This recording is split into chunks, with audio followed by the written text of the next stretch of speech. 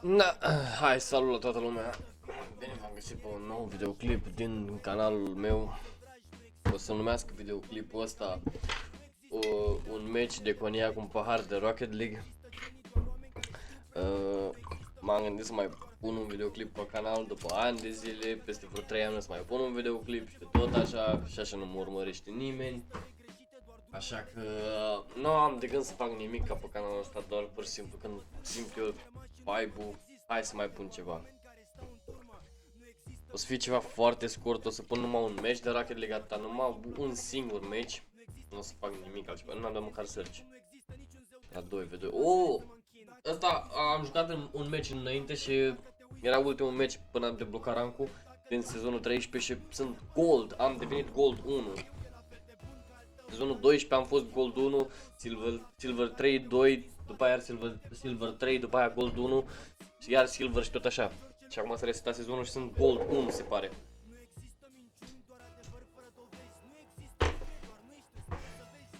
N-am de gând să fac nimic important pe canalul ăsta. Oai, ce pula mea se cadează în felul ăsta așa? Mamă, merge ca pula mea. N-am de gând să fac nimic important pe canalul ăsta. O să filmez numai meciul ăsta de Rocket League și o să-l pun pe canal atâta. Vreau să văd cine mai urmărește mie canalul și poate pe viitor o să mai... Bă, țigane, ce prost ești! Nu sunt rasist. Și pe viitor poate să zici că o să mai pun ceva, dar acum n-am de gând nici măcar să editez videoclipul ăsta, o să-l pun pur și simplu exact așa cum îl filmez. Am dat start, dau stop și ce să înregistrează îl pun direct pe YouTube.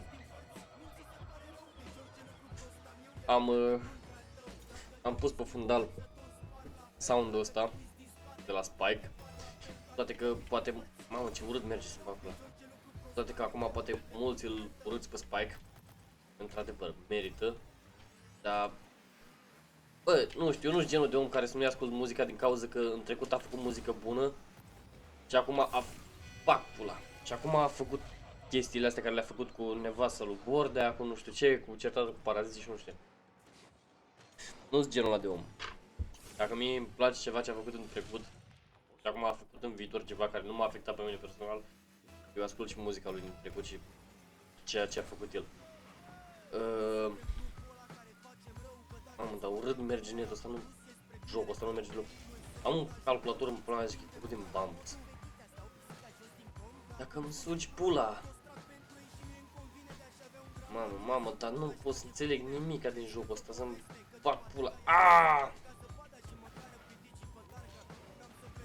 Na, joc ca un... Nu, cum pula mea, sunt gold, dar zici că joc ca bronz.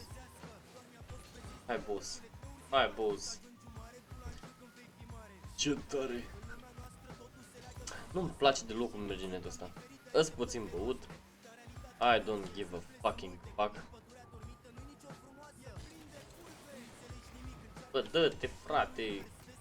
Flexi are nume de vrăjitoare. E 1-0 pentru noi, se pare. Am și asist în pula mea. Ce mai contează? 128 de puncte, 128, 288. Pula mea. Eu am o chestie în pula mea. Îmi place să fiu mereu MVP-ul.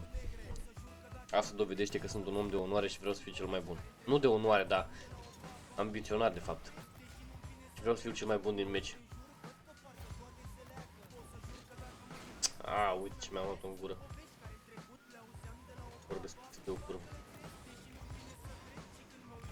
Bă, du-te drac, dă-i neam pula mea. Așa, bravo. Și dacă iau iar asist, nu iau asist, nu, de ce nu iau asist? Pentru că au adus mai mult de 2 persoane în ultimele faze. Ultima persoană a adus un Flexi, Bulangiu, 2, 3, uite, și el. Dar merge urât, bă, nu-mi place deloc cum merge sacadat în felul ăsta, așa. Ce pula mea are netul? Normal, ce trebuia să dau direct pe poartă, dar nu să las așa să... Bac, pula.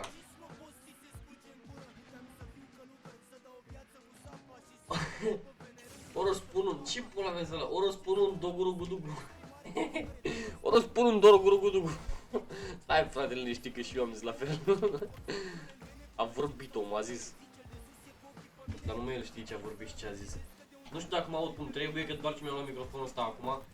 Deci eu fac un total test acum pe canalul meu. Eu nu fac nimic altceva decât să dau play, să înregistrez ceva cu noul meu microfon, un program de înregistrare gratis care e demo.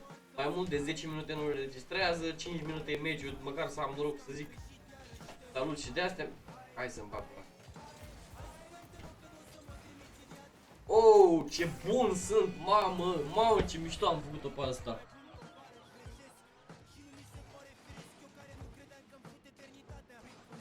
Gest. Ori spun unul drogurugul. Bă, ai că ce gol mi luăm acum, să-mi bag pula. Nu, am primit save. Sunt foarte bun, se pare că sunt un maestru în Rocket League. Când m-am născut am zis că, bă, eu joc basket pe școli. Rocket League! Asta dă gol, Bulangiu! Ah! Nu dă gol. Mă împinge țiganul ăsta, bagă pula. Da, se pare că... Bă, ai stricat regula 1 din Rocket League, ce prost! Nu merit... Oh, ce prost! Nu meriți jocul Rocket League, nu meriți să joci Rocket League, tu care m-ai împins pe mine. Nu meriți să joci jocul ăsta, tu nu ești demn de așa ceva. Shoot on goal. Pare că n-am avut shot on goal. Hai mă, că ne dă ăștia golul la mea și ne reduc. Mamă, dar merge ca pula internetul ăsta, nu-mi place deloc. Nu știu cum dracu ating mingea, cum fac. Dar nici nu-mi pasă într-un fel, pur și simplu așa o să-l pun pe YouTube. Ah. Nu, nu, așa. Bine, e bine. Adică nimic nu e bine în pula mea asta. Eu am un calculator de gaming, trebuie să fiu și o gamer, gamer. S-am deconectat acum, deci sunt deconectat, eu nu stau, nu stau gol în pula mea. Internetul meu face lucruri, nu știu de ce, deodată la câteva minute mi se deconectează 3 secunde. Da?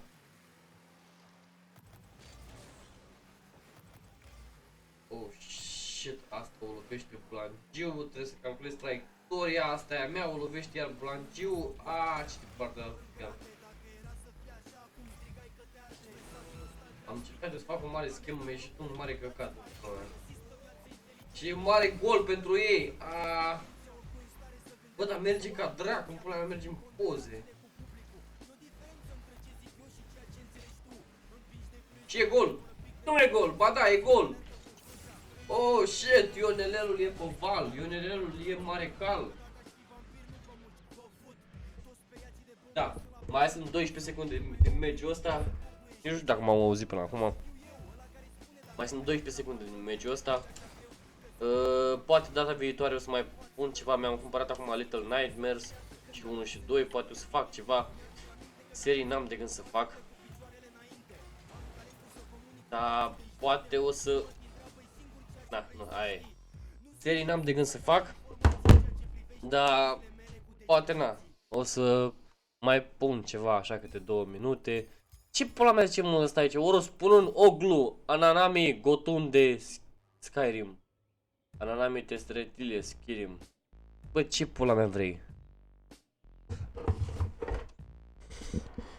Ce vrei, omule? Ce pula mea am scris aici? Omule. Da, părăsi meciul. Măcar a văzut mesajul. Da, ăsta a fost videoclipul după ziua de azi. Na, dați like, pula mea, dacă vreți, nu mă interesează. Ciao. Ne auzim pe data de mâine. Adică mâine, pula mea știe când dracu ne mai vedem noi.